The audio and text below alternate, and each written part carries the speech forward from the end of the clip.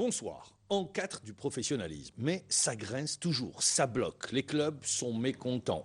C'est vrai qu'il y a la Ligue professionnelle de football, mais il semble bien que la Ligue ne porte pas les préoccupations des clubs. Hier, réunion des présidents de clubs, 10 au total, de Ligue 1, 2 de Ligue 2, pour justement préparer une plateforme de revendication avant d'aller à la rencontre du ministre de la Jeunesse et des Sports. Le deuxième sujet qu'on abordera, c'est quel avenir pour la JSM Béjaïa, qui est menacée plus que jamais de relégation. Pour en parler, le directeur général de la JSM Béjaïa, Rachid Rajaj, bonsoir. Bonsoir Mamal. Et pour vous accompagner et m'accompagner, Amirouche Boudjedou, bonsoir. Je rappelle, journaliste au quotidien spécialisé compétition. Rachid Rajaj, on va parler de la réunion d'hier. Vous y étiez, vous avez été désigné, vous et Abdelkarim Modouar, le président de l'ASO Schleuf, pour justement préparer cette plateforme de revendication ou pour porter la voix des présidents de clubs qui étaient présents. La Ligue ne le fait pas. On a été désigné, Abdelkarim Modouar, moi-même et M. Mouro Mohamed, qui est président du conseil d'administration de l'ASMO, pour préparer justement la réunion qui est prévue pour le 9. Avec le ministre de la Jeunesse et des Sports. Avec le ministre de la Jeunesse et des Sports et M. le président de la Fédération générale de football. Vous savez, nous avons l'habitude de ces réunions. Généralement, c'est un tour de table. Lorsqu'on est 32, un tour de table, chaque président ou chaque représentant de club. Si vous mettez 2 minutes par président, ça fait 32 minutes déjà. Ajoutez l'allocution du ministre et du président de la Fédération, ça fait 1 heure. Et peut-être quand on se mettra pas vraiment bien nos préoccupations. Donc, c'est ça qui nous a poussé à préparer justement un document à remettre à M. le ministre avec 1 ou 2 intervenants pour ce qui est des problèmes communs au club. Vous ne répondez pas à ma question. La question, c'est la Ligue professionnelle ne porte pas vos problèmes? J'y arrive. Au jour d'aujourd'hui, on ne pense pas que la Ligue professionnelle porte réellement nos problèmes. Elle les porte, mais la Ligue professionnelle, vous avez déjà des membres démissionnaires. Vous avez des membres démissionnaires du conseil d'administration. L'administration qui sont démissionnaires. Alors, justement, la Ligue. Oui, allez-y. La Ligue, aujourd'hui, elle s'occupe uniquement de la programmation des matchs. Quand vous en parlez, j'ai l'impression que vous parlez d'une petite commission de la fédération. Oui, d'une commission de discipline, une commission des compétitions. Ça se limite uniquement à ça. Regardez par exemple le président de la Ligue professionnelle qui a mis le doigt, par exemple, sur l'arbitrage. Peut-être qu'il défendait les clubs. Déjà, à chaque fois qu'il parle, par exemple, de l'arbitrage, on le taxe qu'il défend son club. Moi, je reviendrai tout à l'heure à la question de l'arbitrage, parce que je sais que ça a été une des questions qui a été également abordée hier par les présidents de club. Peut-être qu'elle n'est pas portée dans les revendications, mais vous en avez parlé.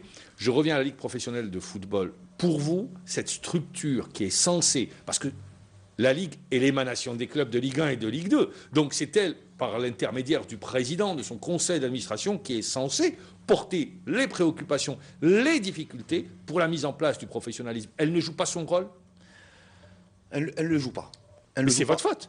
Mais bien sûr. Ah d'accord, vous le reconnaissez, merci. Mais bien sûr. Mais bien sûr, on ne va pas incomber cette faute à quelqu'un, à d'autres personnes, étant donné que quand vous me dites c'est l'émanation des clubs, l'organe suprême, c'est l'Assemblée générale. Elle est constituée de clubs professionnels. Les 16 clubs de Ligue 1 et de Ligue 2. Et de Ligue 2. Et là aussi, je vous informe que lors de la réunion du 9, on va profiter de la présence pratiquement de tous les présidents de clubs à cette réunion pour essayer de demander une assemblée générale extraordinaire de la Ligue de football professionnel. Avec quel point à l'ordre du jour? Le renouvellement? On peut ne pas y aller au renouvellement, mais déjà faire une petite halte, parce que certes il y a l'Assemblée générale ordinaire qui arrive, je crois, au mois de mars, mais ça va être consacré uniquement au bilan. Vous voyez, là, c'est bilan financier, bilan moral, c'est voté en 5 minutes. Voilà, voter en 5 minutes. On va essayer un petit peu de recadrer la chose. Comme on l'a dit lors de nos 2 précédentes réunions, on n'est pas là pour créer une association ou un syndicat, demander un agrément, où on pourra faire tout ça sous l'égide toujours de la Ligue de football professionnel.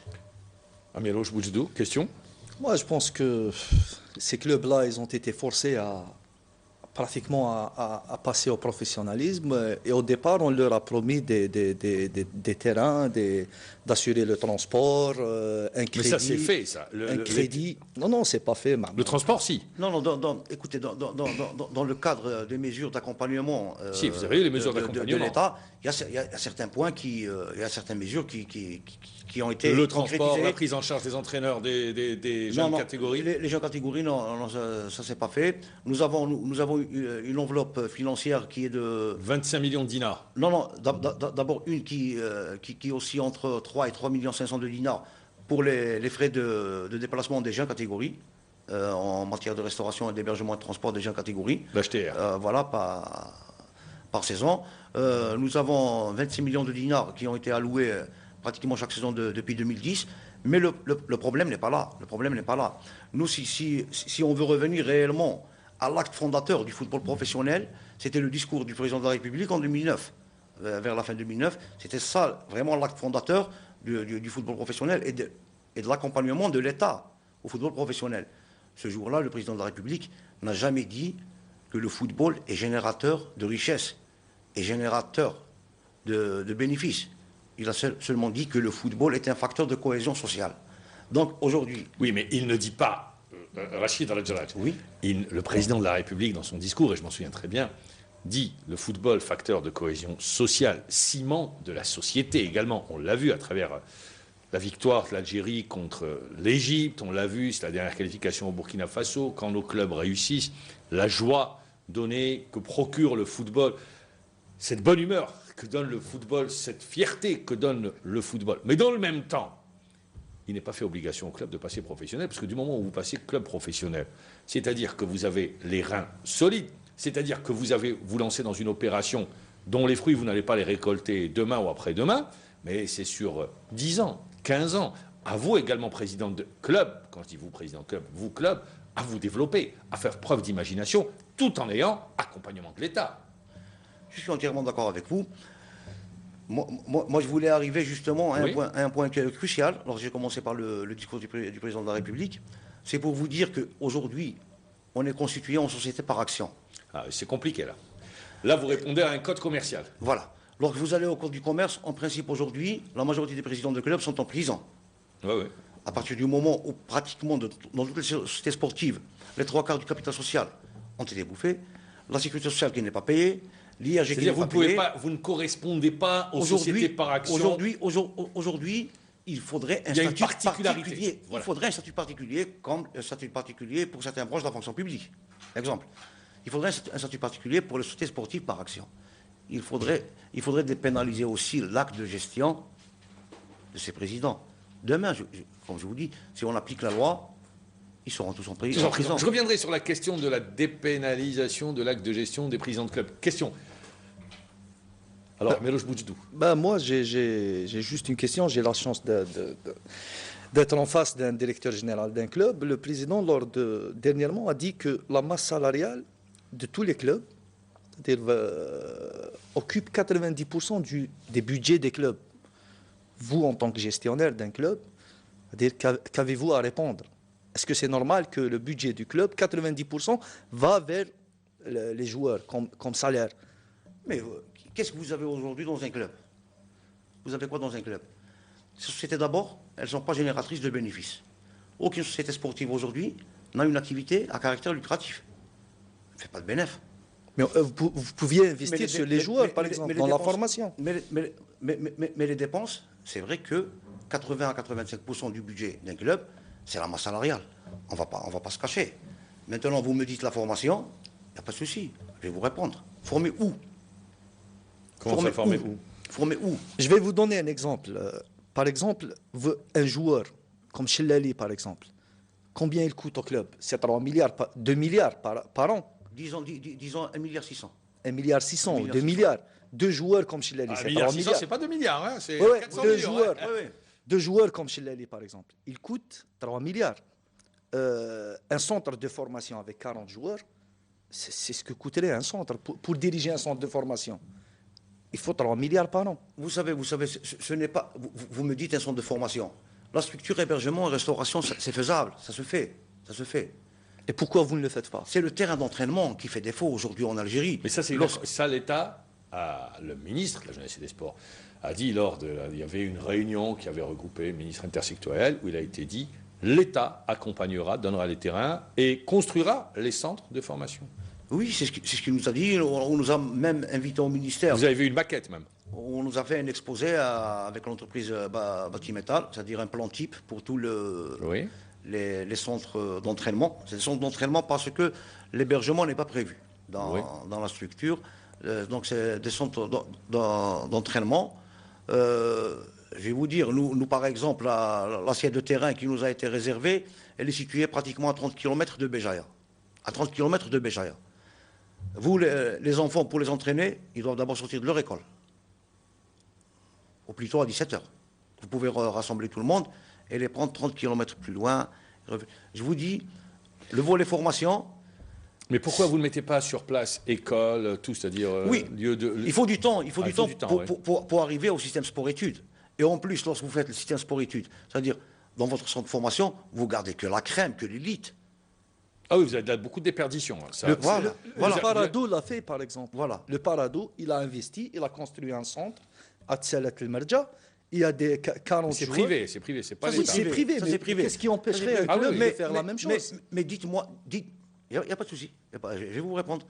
Est-ce qu'aujourd'hui, les supporters soit de la GSMB, de l'Entente Sétif, de la JSK ou du Mouloudia accepteraient un club en D2 amateur et qui fait de la formation?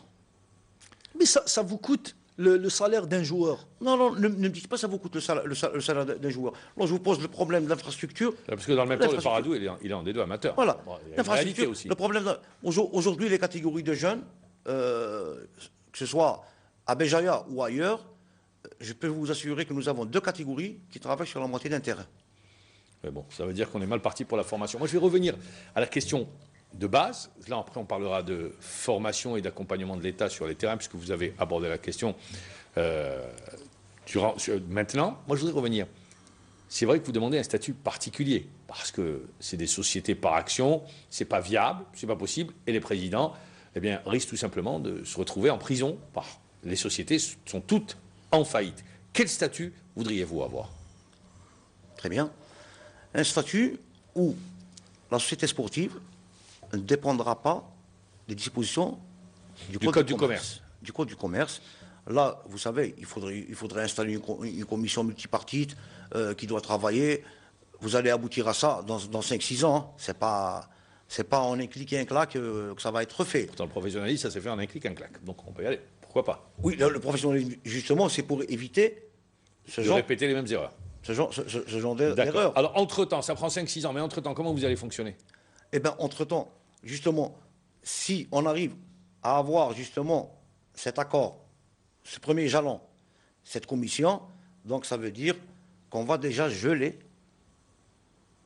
pendant toute cette période-là, pas les sociétés par action, mais leur dépendance directe au Code du commerce. Au Code du commerce, d'accord. Le contrôle, il est obligatoire. Mais oui. L'État donne de l'argent, mais elle doit contrôler les dépenses. Mais bien sûr. Alors, sur les 2,5 milliards qui sont contrôlés, le ministère de la Jeunesse et des Sports dit on doit avoir les bilans et comment est-ce qu'ont été opérées les dépenses, parce que c'est selon un cahier des charges que c'est donné. Vous savez, nous avons obligation à transmettre au ministère de la Jeunesse et des Sports, ainsi qu'à la Fédération algérienne de football, à chaque fin d'exercice, le bilan financier et le rapport du commissaire aux comptes. D'accord. Qui certifie les comptes. Et un commissaire aux comptes assermenté. Jusque-là, ça a toujours marché ainsi. On présente nos bilans. La dernière fois, c'est-à-dire durant la première semaine de janvier, on a reçu un écrit du ministère. Le ministère nous a viré au club professionnel la somme de 3,752 milliards. C'est-à-dire il y avait 2,5 milliards, plus un reliquat de 2011. Ils nous ont demandé tous les justificatifs. Toutes les pièces comptables. Donc, nous, par exemple, la GSMB, on a déposé ça. C'est-à-dire, en plus du bilan, ils nous ont demandé les pièces comptables. Nous, on est ouvert au contrôle. D'accord, donc vous acceptez le contrôle. Mais bien sûr. Cet argent, il va bien où? sûr. Ça sert à payer les joueurs? Question. Le ministère nous interdit de payer... Justement, c'est interdit, vous ne devez pas payer. Nous interdit de payer les joueurs, donc on paie avec d'autres dépenses, d'autres dépenses du club, de la vie courante du club. Le club Pour revenir a à la d'autres question dépenses. de Amirouche, qui avait parlé justement, qui avait pris des cas sur les salaires. Moi, je vais revenir différemment sur les salaires. Qu'est-ce que vous dites concernant le plafonnement des salaires? Moi, je suis entièrement d'accord. Vous allez peut-être me dire que c'est réglementaire, c'est pas réglementaire, on peut en parler. J'allais pas Non, vous poser la question. il y a ceux qui disent ça. Mais moi, personnellement, je suis entièrement d'accord avec ça. C'est-à-dire, demander à la CRL, à la Chambre de résolution des litiges, combien de litiges ont été soumis à cette commission durant l'intersaison passée, c'est-à-dire à l'été 2013. Combien de cas ont été soumis à la CRL? Pourquoi ces cas ont été soumis? C'était des joueurs impayés. Parce que les joueurs, mais c'est la faute des clubs. Ils promettent Non, pour avoir la signature, et ils ne peuvent tenir leur engagement. Mais je suis entièrement d'accord avec vous qu'à chaque fois, c'est la faute des clubs. Parce qu'ils vendent et ils promettent moins et merveilles. Mais je suis entièrement d'accord avec vous que c'est toujours la faute des clubs. Toujours la faute des clubs. Ils vivent au-dessus de leurs moyens. Ils vivent au-dessus de leurs moyens. Aujourd'hui, Ils dépensent ce qu'ils n'ont pas. Aujourd'hui, la majorité des clubs, même les salaires, même la nouvelle grille de salaire, je ne pense pas qu'il y ait beaucoup de clubs qui puissent l'assurer. Avec le plafonnement des salaires? Mais bien sûr. Je vous dis, toutes les sociétés, elles vivent de quoi actuellement? Elles vivent des subventions, sponsoring, Fonds du wilaya, sponsoring, télévision. Télévision et mécénat. Oui. Et mécénat. Aujourd'hui, vous avez un président de club, Et les tickets de stade, bon, ça représente rien. ça ne représente rien, ça en Algérie, et vous avez les présidents de club qui doivent à chaque fois dégainer, à chaque fois mettre la main à la poche. Donc, c'est pour ça que je vous dis, il faudrait revoir vraiment tout ça. Il faudrait faire une petite halte, faire le bilan de ces 3 ans, ces 3 ans et demi. Par exemple, à Béjaïa, est-ce que c'est viable d'avoir 2 clubs à Béjaïa? Ça a toujours été ainsi à Béjaïa. Non, mais je pose financièrement. Est-ce que Non. Béjaïa possède l'assiette financière pour justement? Si on parle de Béjaïa en tant que commune, la commune de Béjaïa, je crois que la commune de Béjaïa, c'est une commune quand même importante sur le plan budgétaire en Algérie. Il y a une excellente rente fiscale à Béjaïa, mais sur le plan de la wilaya, je crois que c'est la wilaya qui a le plus d'associations sportives en Algérie après Alger. Mais est-ce que c'est viable? C'est pas viable. Merci. Ben, moi, j'ai une question. Parmi les revendications de l'association des présidents de clubs, c'est que l'État, c'est-à-dire, en fait, vous contestez un peu que l'État aide 4 clubs. La Sonatrach pour le Mouloudia d'Alger, Tassili pour le CSC. Non, la Sonatrach en un seul mot avec les filiales. Voilà, Voilà, la avec Sonatrach avec les filiales. Voilà. Sonatrach et ses filiales. Voilà. Vous Qu'allez-vous savez- faire, justement? Vous savez, qu'allez-vous faire? On va seulement revendiquer. On va seulement demander. On ne peut pas faire plus que ça. On peut pas faire plus que ça. Moi, je l'ai dit déjà sur un plateau de télévision, je crois ici même, Nahar TV, je l'ai déjà dit. Il y a un club qui a démarché un privé. Il a démarché, c'est l'USMA. Saïd Ali a démarché Haddad, il lui a vendu le club. C'est le seul club qui l'a fait. Mais lorsque le Père Noël, il C'est passe... pas le seul. Oui, bon, c'est vrai qu'il C'est le seul. y avait également la JS Saoura, qui appartenait à un privé, mais maintenant c'est les NAFOR. Voilà. Mais lorsque le Père Noël, il passe, il touche uniquement 4 clubs sur 16, il y a à se poser des questions. Il y a à se sentir un petit peu lésé. Et en plus, Il y a- c'est il y a- contraire. il y a- Je pense que c'est contraire à la loi, puisque une entreprise ne peut pas avoir 4 clubs. C'est contraire à la loi et c'est contraire aussi aux dispositions de la FIFA. Oui. C'est contraire aux dispositions de la FIFA. Donc, comme je vous ai dit, nous, on se sent lésés, on se sent comme des laissés pour compte. Mais est-ce que vous allez demander, c'est tout? Mais bien sûr, Mais en plus, le ministère de la Jeunesse et des Sports ne peut absolument rien faire. tout à fait. Il ne peut pas aller voir des marchés au privé. Qu'est-ce que vous attendez concrètement de la prochaine rencontre avec le ministre de la Jeunesse et des Sports?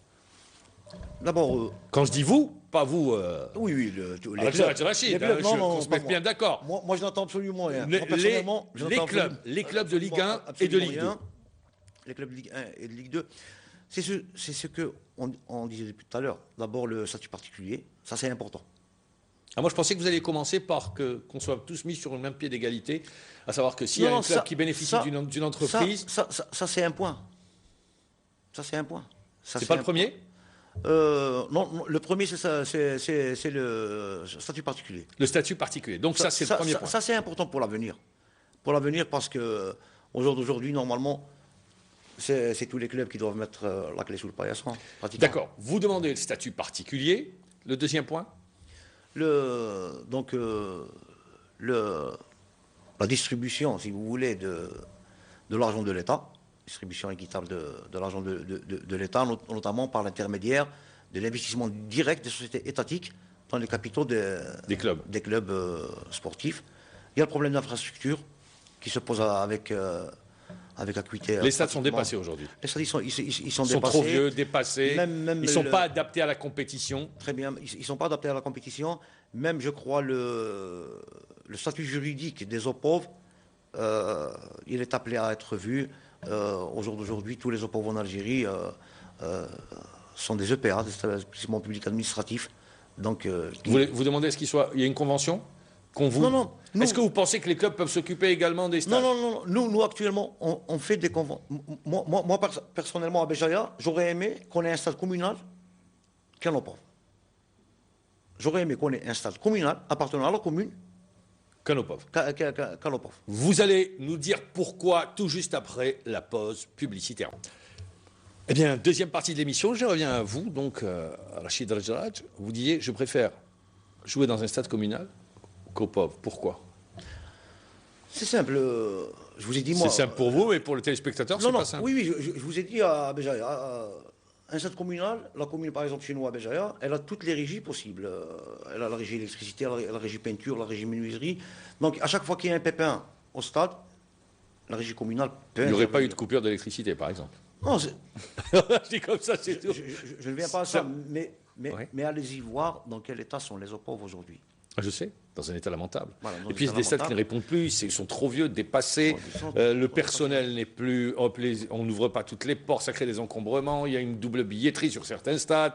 Et puis, on ne va pas rentrer dans les... Je vous donne par exemple le stade de Béjaïa, sa conception. Ouais. Sa conception. Stade de l'unité maghrébine, oui. Ouais, sa conception, il est bien fait pour le football des pays du Golfe, au Qatar, où il n'y a pas de public et tout. Mais pour le championnat d'Algérie, je ne pense pas qu'il ait une conception réelle. Qu'est-ce qui gêne? Qu'est-ce qui gêne? Vous avez par exemple l'accès vous n'avez pas de tribune officielle. Oui, c'est vrai. On n'a pas de tribune officielle. L'accès vers les vestiaires et vers la tribune officielle, c'est le même que celui du public. C'est pas possible. Est-ce que vous avez demandé la gestion du stade? On ne fera jamais ça. C'est rentable, vous allez gérer... Qu'est-ce qui est rentable? Par exemple, vous pourriez éviter une panne d'électricité, par exemple. Ne me dites pas que la gestion du stade, elle est rentable. Nous avons une convention. Ça doit être très lourd à gérer. Très lourd. Mais tous les présidents veulent la gestion du Le jour du match. Le jour du match, on le fait. Ah, le jour du match, oui. Le jour du match, on le fait. On le fait. Mais à l'année, c'est pas possible. Suivant une convention, mais le prendre comme ça à l'année, non, c'est pas possible. C'est pas possible. Et en plus, il y a des stades, les autres stades omnisports qui sont ouverts à d'autres disciplines, notamment l'athlétisme, qui utilisent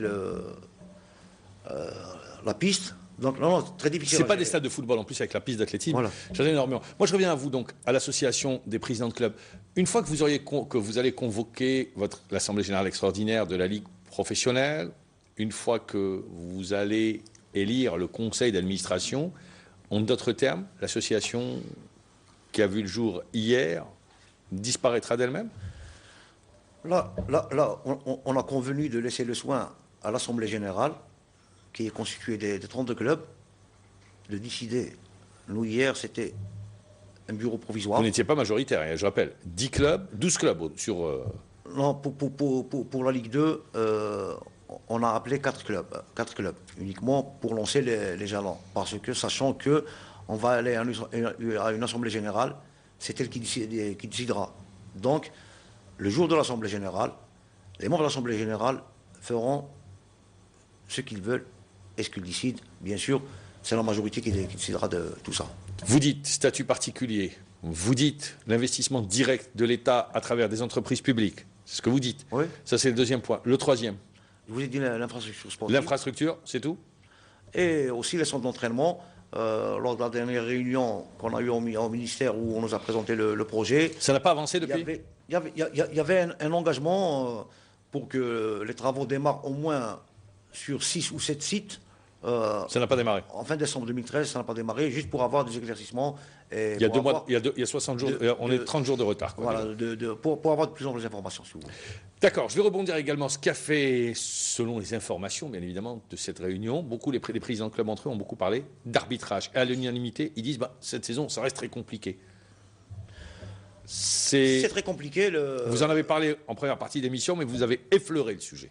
Non, lorsqu'on parlait du président de la Ligue, Oui. alors je vous ai dit... Entre lui et le président Voilà, de la CCA, ils n'iront pas prendre le café ensemble. voilà. Ils peuvent ne pas prendre le café ensemble, Oui, d'accord. mais que chacun respecte Les prérogatives. les prérogatives de l'autre. Oui. Il est président de la Ligue de football professionnel. Justement, lorsqu'il défend les clubs vis-à-vis de l'arbitrage, je crois que le président de la CFA n'avait pas... À Tiaret, lors du séminaire de Tiaret. Voilà, c'est ce que j'ai lu sur la presse. Je n'étais pas présent, c'est ce que j'ai lu sur la presse. Je crois qu'il n'avait pas à faire Où il ça. s'en était pris au président de la Ligue Voilà, professionnelle de président de la football. Ligue. Ça a été rapporté par toute la presse. Exactement. Je pense que Karbadj veut la désignation des arbitres, tout Mais c'est pas simplement. possible. Non, c'est pas la désignation. Ça, c'est pas possible. Mais il Non, le non, veut, c'est non, ce qu'il veut, c'est ce qu'il veut. Non, on n'a pas parlé de ça. D'accord. On n'a pas parlé de ça. Il y a un intervenant qui a dit que sous d'autres cieux, la désignation, c'est généralement une commission paritaire. C'est généralement une commission paritaire, mais nous, ce n'est pas la désignation. On a parlé de considération pour le président de la Ligue Professionnelle, pour votre représentant, quoi. qui est représentant des clubs. S'il défend des clubs, il est là pour. Et en plus, M. Lacarne, s'il voit que les déclarations de Karbadj dépassent ses prérogatives, dépassent ses prérogatives en tant que président de la LFP, il n'avait qu'à voir avec le président de la Fédération algérienne de football. Moi, je reviens à vous. C'est vrai que la première réunion s'est tenue à la Fédération algérienne de football. Ouais. La deuxième s'est tenue dans un hôtel. Pourquoi pas la Fédération? Puisque vous aviez eu l'autorisation du président de la Fédération. Oui, on a eu, c'est-à-dire, on l'a fait dans un hôtel, sur proposition d'un président de club. C'est lui-même qui nous a C'est lui qui vous a invité. C'est lui qui nous a invités, qui a D'accord. fait ça, donc. Sur l'arbitrage, qu'est-ce que vous dites cette saison? C'est beaucoup plus tendu? Très. Trop d'erreurs d'arbitre? Très tendu, trop d'erreurs. On les voit d'ailleurs sur À la télé? à la télévision. On les entend à la radio? Il y a pratiquement, oui, on les entend à la radio. Il y a pratiquement chaque semaine, il y a des erreurs d'arbitrage. Là, il y a justement le président de la CFA. C'est lui qui a quand même un collège. Il a un collège d'inspecteurs qui sont en train de contrôler ces arbitres, qui sont en train de les noter. Je crois que c'est à lui de tirer les conclusions et de trouver les solutions. Est-ce que vous qui êtes concerné par la relégation, est-ce que ça ne vous fait pas peur de lire par exemple ou d'entendre ce qu'a dit le président de la Ligue? C'est-à-dire que certains présidents, c'est-à-dire connaissent la désignation des arbitres avant même qu'ils soient publiés sur le site. Maintenant, à l'origine du problème, c'est que avant une journée de championnat, on devait jouer le samedi. Le mardi, M. Karbadj a eu toute la désignation par un président de club, c'est-à-dire les 8 arbitres de la première division, de la Ligue 1, il les a eu de la bouche d'un président de club, alors que lui, en tant que président, il n'était même pas au courant et que c'était pas publié sur la le désignation n'était pas encore publiée sur le site de la Ligue. C'est-à-dire, on reste toujours sur les désignations et l'information qui n'avait pas été donnée. Mais pour aller sur un problème beaucoup plus important aujourd'hui, au vu des dernières saisons, est-ce que vous ne pensez pas qu'on est en train de vivre la saison la plus compliquée en matière d'arbitrage? Trop de fautes d'arbitres, et où ils influent sur le résultat. Il y a trop de fautes, il y a trop de fautes. Même nous en avons comparativement par rapport aux saisons dernières, cette année, c'est... Ouais, ça s'est empiré. Ça s'est vraiment empiré par rapport aux dernières saisons. Nous, la GSMB, nous avons été victimes d'un mauvais arbitrage à plusieurs reprises qui a influencé directement les résultats de... Contre le Mouloudia, par exemple. Exemple. Voilà, donc, comme je vous ai dit, pour ne pas m'immiscer dans le travail de la CFA, il y a la CFA. Comment vous l'expliquez? Par la faiblesse de l'arbitrage, par la pression exercée sur les arbitres, par l'importance des matchs, avec les enjeux qu'il y a? Comment vous l'expliquez? C'est un tout, Mahmoud. Tous ces facteurs-là font, mais il y a aussi beaucoup de pression sur aussi les arbitres, il faut le dire. Parfois, à 48 heures ou à 72 heures d'un match, vous trouvez les deux clubs qui parlent sur la presse, qui commencent déjà à mettre... Par exemple, je ne vais pas citer le nom de l'arbitre, mais sur un match, sur un des derniers matchs qui s'est joué, l'arbitre, après avoir revu les images, a dit « Je ne comprends pas comment je n'ai pas sifflé penalty ». C'est-à-dire, il parle de la bonne foi. Il a dit mais ça, je l'aurais sifflé. Mais je ne sais pas ce qui s'est passé. Pour moi, je ne l'avais pas vu comme ça. Donc c'est pour ça que je vous ai parlé de... Ça, c'est en discutant avec un arbitre qui me disait ça. C'est pour ça que je vous ai parlé de pression. Voilà. Mais est-ce que vous trouvez normal, par exemple, qu'hier, tous les arbitres, Amalou et j'en passe, aient été convoqués à la Ligue professionnelle de football, qu'ils soient mis dans un couloir, tous ceux qui passent les voies? Est-ce que vous ne pensez pas qu'il aurait fallu prendre un peu plus de précautions? Oui. Pour les protéger également. Oui. Parce que comme ça, les jeter en pâture. Oui. Hier, c'est ce qui s'est passé à la Ligue. Ils étaient tous à la Ligue, tous convoqués. Tous ceux qui avaient fauté. Je sais pas, vous le savez ou pas? Je ne sais pas. Non, c'est pas ceux qui... Amalou a été appelé, par exemple. Amalou, s'il a été appelé... pour être écouté. Pour être écouté, pas sur des faits de jeu, hein. Pas sur des faits d'arbitrage, les faits d'arbitrage. C'est pour lui demander d'aller déposer plainte. Voilà. Bon, il a été écouté pour savoir ce qui s'est passé. Mais qu'ils viennent comme ça, que tout le monde les voit, qu'ils soient... On a l'impression... Tout à fait. C'est pas un peu gênant pour leur image? C'est très gênant.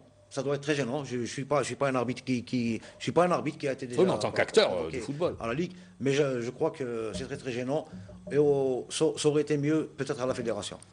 Avant-hier, vous avez reçu M. Haïmoudi, qui est arbitre international. Je lui avais posé la question, il ne pouvait pas répondre parce que... Il ne peut pas. Voilà, je lui ai dit, est-ce que vous subissez des pressions de la part des responsables, de Belaïd Lakarne, du président de la FAF? Il a dit non, jamais. Alors qu'on sait tous que Belaïd Lakarne peut briser sa carrière. C'est un membre de la commission. Je ne sais pas, c'est vous, ça vous engage, vous. Oui, bien sûr, c'est un membre de la commission FIFA des arbitres.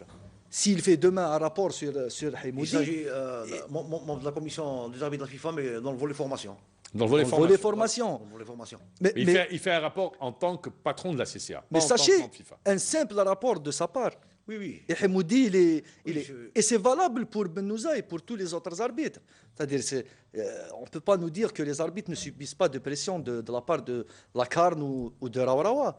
Ça, c'est vous qui le dites, hein. Ça n'engage que vous. Oui, moi. Non, mais c'est une réalité. Je ne sais pas s'ils subissent des pressions. De toute façon, lui, il dit non. Bon, est-ce que l'arbitre aujourd'hui est protégé? Il n'est pas protégé.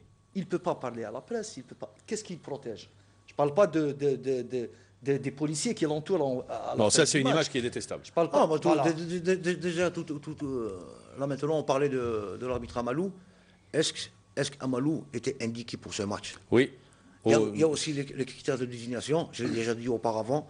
Les critères de désignation qui ne sont pas clairs, qui ne sont pas vraiment clairs. Est-ce que vous ne pensez pas également que vous, les présidents, les dirigeants, vous avez une grande part de responsabilité à travers vos déclarations, à travers la pression que vous mettez sur les arbitres?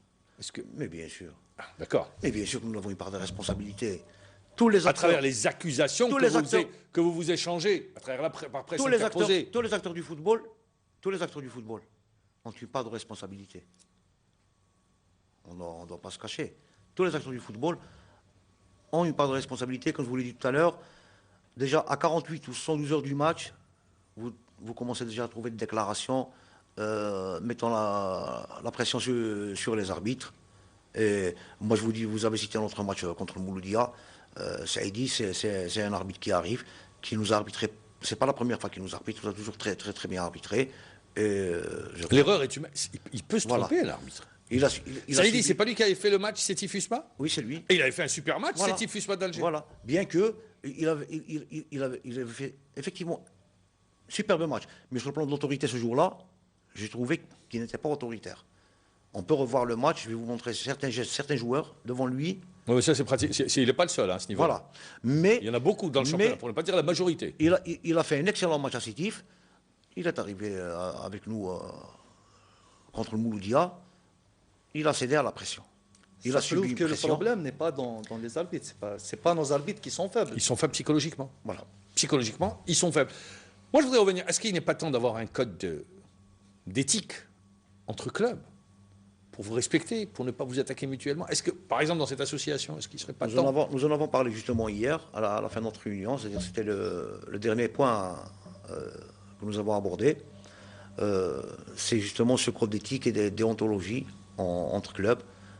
Ça fait vraiment très très mal lorsque vous ouvrez un journal ou sur la une d'un journal, vous voyez un président qui attaque un autre, un président qui critique un autre, un président qui dénigre un autre, alors que... Il y a du respect en principe.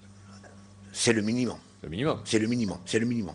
C'est le minimum. Et puis ça rajoute de l'animosité entre supporters. Voilà, donc un code d'éthique, vous également, vous avez travaillé là-dessus? Oui, un code d'éthique et déontologie entre clubs qui doit être respecté, Charles. Qui verra. Eh bien, j'espère qu'il sera appliqué. Maintenant, on va parler de la JSM Béjaïa. Vous êtes dernier au classement général. Il y a 2 saisons, vous jouiez pour une qualification de Champions League. Comment vous l'expliquez? Qu'on puisse passer de la Champions League à la dernière place au classement général. Eh bien, fait Mohamed Dib, dans l'un de ses écrits, il dit exactement les temps ont changé et les temps de comprendre. En 2 ans? Oui. Qu'est-ce qui s'est passé? Je vais vous dire. Les moyens de la GSMB de 2010, 2011 jusqu'à pratiquement fin 2011 ne sont plus les moyens de 2012 et 2013 et d'aujourd'hui. À l'époque, il y avait la création de la société, l'apport des actionnaires qui ont acheté des actions, donc ça a donné de l'argent frais. Il y avait le transfert d'un Jong qui a donné une certaine somme, une assise financière. une bonne assise financière, mais depuis, on a consommé pratiquement le capital social. C'est ça. Mais ce n'est pas uniquement le problème de la GSMB, c'est le problème des autres clubs, ceux qui sont déjà et ceux qui vont arriver. Ceux qui vont arriver. Aujourd'hui, l'actionnaire, il vient acheter des actions. Donc pour vous, vous ne l'expliquez que par l'aspect financier. Mais bien sûr. L'échec. Mais bien sûr. Mais moi demain, donnez-moi le budget. Donnez-moi le budget qu'il y avait à Béjaïa en 2010 ou en 2011. Je vais vous montrer autre chose. Rachid Rachid, je reviendrai parce que j'enchaîne sur la question. Vous l'expliquez que par l'aspect financier. Uniquement par l'aspect financier. Alors pourquoi vous virez l'entraîneur en début de saison? Si c'est l'aspect financier, ça veut dire que l'entraîneur, il a les pieds. Quand je dis vous, je dis, pourquoi le vous virez club.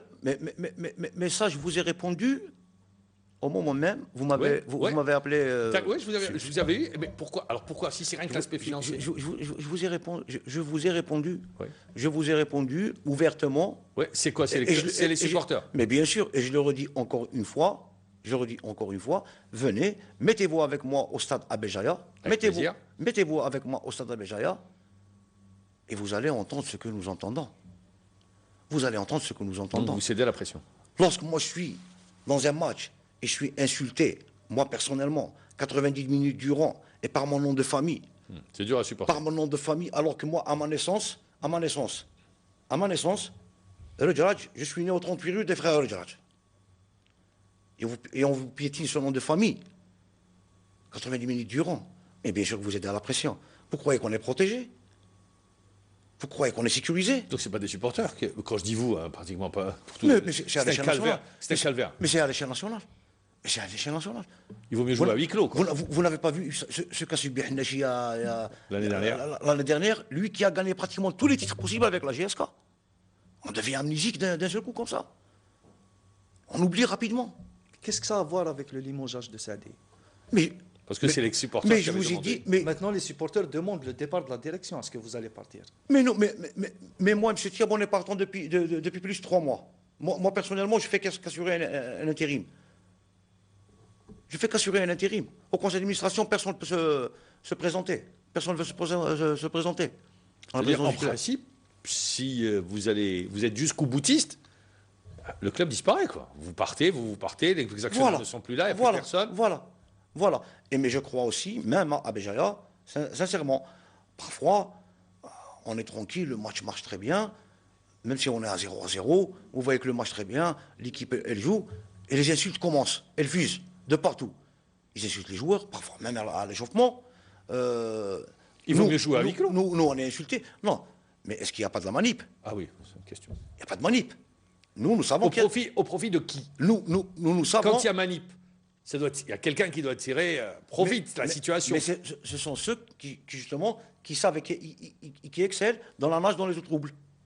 Mais c'est qui à Béjaïa, par exemple? Je ne vais pas vous dire... Il y a des gens qui veulent prendre le club et que vous bloquez? Mais qui se présentent. Mais pourquoi aller se casser la tête? Manipuler des supporters pour pouvoir prendre un club? Non, juste pour nous déranger. Juste pour nous déranger. S'il y a ceux qui veulent prendre le club, il est à prendre. Et aujourd'hui, vous pensez que la relégation est inéluctable? Vous dites, tant qu'il y a de la vie, il y a de l'espoir. Tant que mathématiquement on n'est pas relégué, on n'est pas Oui, relégué. mais quand vous perdez contre l'Alba à domicile, je vois mal comment vous Oui. allez à Schleuf récupérer des points. Hein. Ça reste Ça, compliqué. c'est le football. Ça, c'est le football. Oui, c'est 11 contre 11. Hein. C'est le football. L'entraîneur, dans une interview ce matin, a dit que le problème est sur le terrain. Il assume la responsabilité des échecs. Il dit qu'il pense que son équipe est capable d'assurer le maintien. Et cela, même si les 4 prochains matchs, ils vont à Schleuf, ils vont recevoir la JSK, je pense. Sétif et le Borj.